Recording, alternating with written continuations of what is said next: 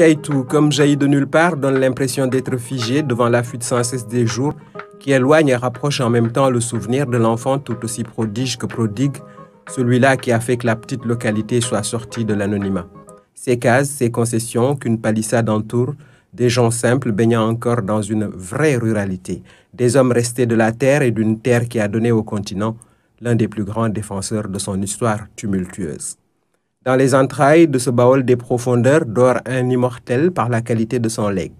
Les pharaons qu'il a passé son temps à étudier ont rêvé de déité et d'éternité. Lui était conscient de la finitude, ce que le Coran qu'il avait tout appris et la science qu'il connaissait s'accordent à considérer comme inéluctable. Il est parti à 63 ans, un âge que certains considèrent comme hautement symbolique. Son savoir, ses idées et son combat continuent d'être actuels, mais n'inspirent pas suffisamment une jeunesse de moins en moins portée sur la quête des connaissances. Cheikh Anta aurait pu être un marabout ou un paysan sur une terre anciennement tiède d'eau. L'école coloniale lui a donné l'opportunité de s'instruire et de se construire des arguments capables de déconstruire toute l'idéologie qui niait l'Afrique.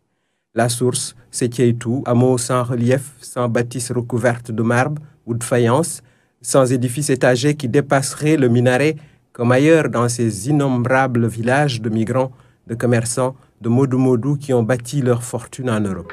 Qu'est-ce que Cheikh a-t-il rapporté à son terroir natal? Lui est revenu du pays des Blancs, riche de connaissances et convaincu que l'Afrique se développera par elle-même et dans le fédéralisme, ce qui tarde à se réaliser.